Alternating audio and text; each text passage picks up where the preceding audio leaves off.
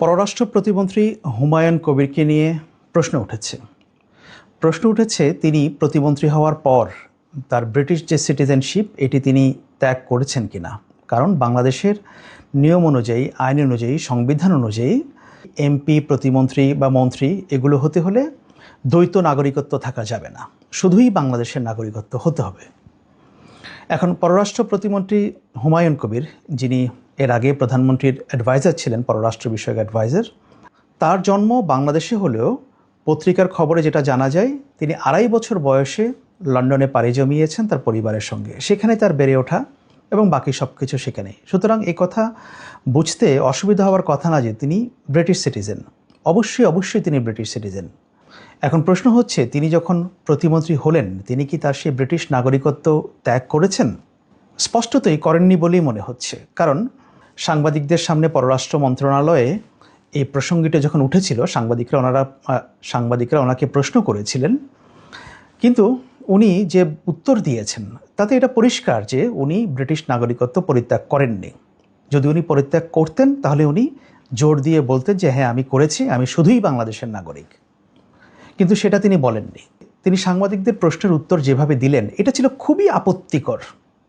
একজন টপ ডিপ্লোম্যাটের কাছ থেকে, উনি যেহেতু বাংলাদেশের পররাষ্ট্র প্রতিমন্ত্রী, তার মানে he is the top diplomat, তাই না? ওনার আন্ডারেই তো পররাষ্ট্র মন্ত্রণালয় পরিচালিত হচ্ছে।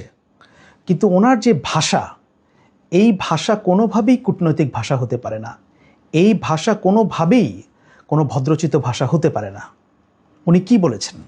ওনাকে যখন জিজ্ঞেস করা হয়েছিল যে আপনার নাগরিকত্ব নিয়ে তো প্রশ্ন তুলছেন কেউ, তার উত্তরটা ছিল এরকম যে তার এত জ্বালা কেন, তার জ্বালা হচ্ছে কেন, তার কি 2008 সালের জ্বালা উঠছে নাকি, আবার মঈনুদ্দিন ফখরুদ্দিনের জ্বালা উঠছে তার আবার নাকি? তিনি সিলেটি ডায়ালেক্টে এই কথাগুলো তিনি বলছিলেন। আপনাকে জিজ্ঞেস করা হয়েছে যে আপনি ব্রিটিশ সিটিজেনশিপ পরিত্যাগ করেছেন কিনা, আপনি ব্রিটিশ নাগরিক কিনা এখনও। তার উত্তর দিলেন এখানে কার জ্বালা উঠছে। আপনি যে কথাগুলো বলেছেন এটা পরিষ্কার বোঝা যাচ্ছে আপনি প্রথম আলো পত্রিকাকে উদ্দেশ্য করেই বলছেন, কারণ এই প্রশ্নটা প্রথম আলো পত্রিকা করেছিল। আপনার হয়তো মোটা দাগে যে প্রশ্ন বা আপনি যা বলছেন যে হ্যাঁ 2008 সালে তাদের ভূমিকা নিয়ে, এটা নিয়ে তার কারো দ্বিমত থাকার কথা না। কিন্তু আপনি যে ভাষা ব্যবহার করছেন এই ভাষাটা খুবই আপত্তিকর। এখানে দেখুন, কারো জ্বালার বিষয় না, জ্বালা আমাদের জ্বালা। এই কারণে জ্বালা, আপনি বাংলাদেশের প্রতিমন্ত্রী হবেন, পররাষ্ট্র প্রতিমন্ত্রী হবেন, কিন্তু আপনি অন্য দেশের নাগরিকত্ব ত্যাগ করবেন না, এটা এই দেশের মানুষের জ্বালা হবে না? আপনারা কি আইন, সংবিধান এগুলোকে বৃদ্ধাঙ্গুলি দেখাতে চান? তাই তো দেখাচ্ছেন বলে মনে হচ্ছে। কারণ জেনে শুনে কি করে একজন ব্যক্তিকে পররাষ্ট্র